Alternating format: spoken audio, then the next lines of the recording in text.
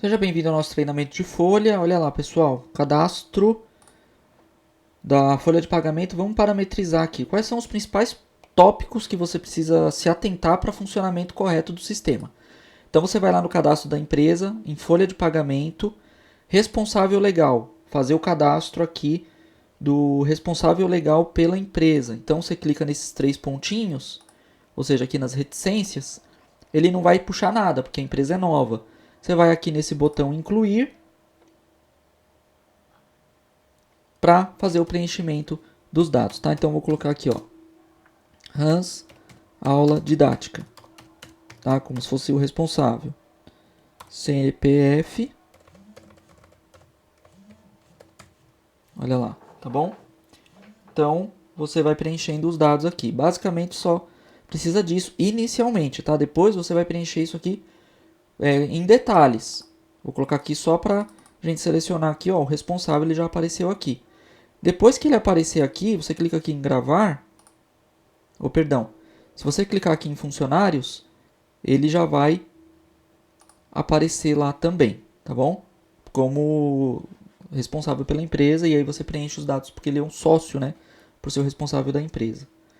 Outra coisa que você precisa analisar, informar a alíquota do FAP. Aqui o segundo ícone, ó, fator acidentário de prevenção. Você pode consultar a alíquota no site, né, do DataPrev, para verificar qual é a alíquota, o percentual atualizado, tá? Porque senão quando você for enviar para o e-social vai fazer esse cruzamento e vai verificar, olha, se o FAP estiver errado, ele vai te dar um retorno dizendo que não tem como enviar o evento porque está com problema o FAP, tá bom? Tá com o valor errado. Então ele é determinado pela tabela do KNAI, tá ok? Inclusive a alíquota RAT determinada pela tabela do KNAI e o campo é preenchido automaticamente assim que o código KNAI é informado. Então você está vendo aqui, ó, alíquota RAT 3. De onde veio? De onde que ele puxou essa informação?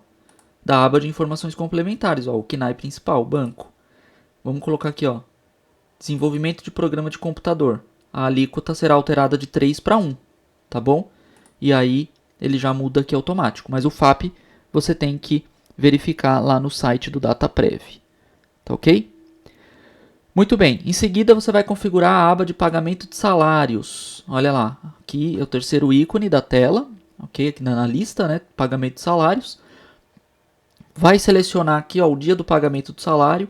Eu costumo aqui colocar sempre dia 5, mas isso é um critério de vocês, tá? Vocês têm que observar aí qual é a data exata aí com relação ao cliente, tá? Dia do pagamento pro labore também, você coloca aí, também autônomo, se houver, você já deixa cadastrado aqui, tá? Quantidade de dias no mês para cálculo do funcionário mensalista. Aí você tem que atualizar esses dados aqui. No mês de janeiro, 30, 31.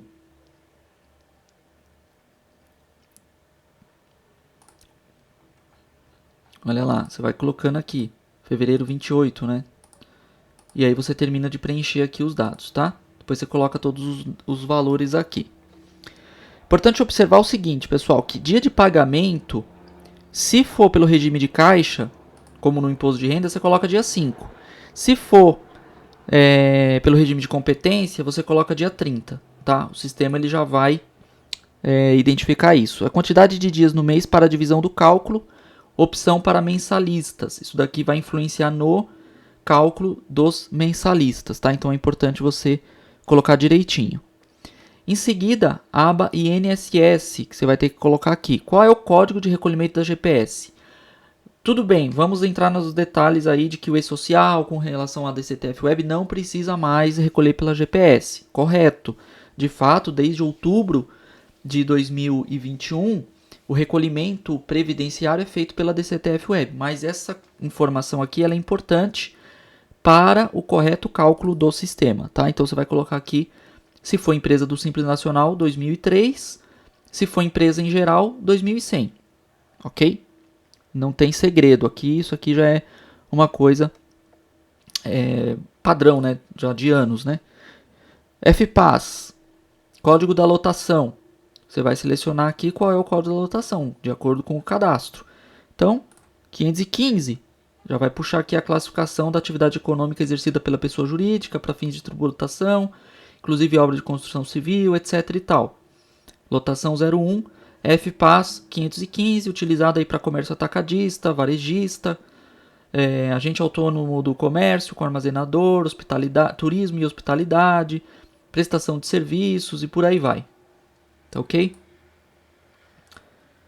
Vai puxar várias atividades aqui, né? Então isso também você tem que consultar corretamente para ver qual é o enquadramento da empresa, tá? E aí aqui vai puxar os percentuais de cálculos aí para terceiros, percentuais que são calculados em cima dessa empresa, tá? Lembrando aqui, ó, que ela está como lucro real. Vamos colocar aqui, ó, Simples Nacional.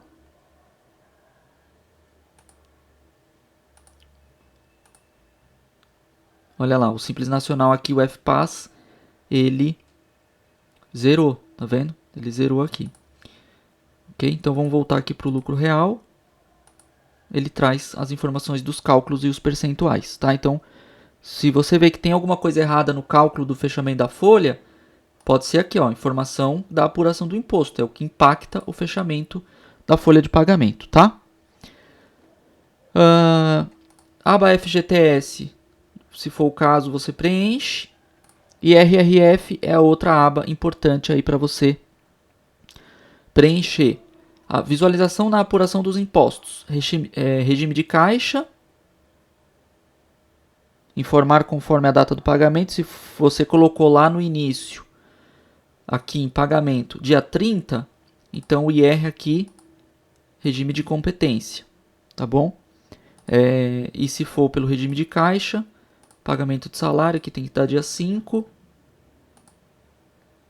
Ok? Vai estar aqui regime de caixa também, tá? Orientações aí do sistema ProSys. Tá? Isso aqui, pessoal, é um resumo dos principais pontos que você precisa para fazer a folha funcionar. Tem uma coisa aqui, ó, por exemplo, não calcular o IR no adiantamento. Às vezes a pessoa recebe lá um adiantamento, um valor considerável, acaba calculando o IR no adiantamento. Teve caso aqui que eu já desmarquei essa opção para gerar a folha de adiantamento sem descontar IR no adiantamento, só descontar no pagamento, tá? Então, são detalhes aí que você vai arrumando, né, durante o decorrer do uso do sistema. Tá pedindo aqui para preencher país. Aqui, ó, tá vendo? O cadastro da empresa, ele tem que estar completinho para tudo poder funcionar. Ó, quer ver se eu clicar em gravar? Já gravou. Vamos selecionar aqui essa empresa.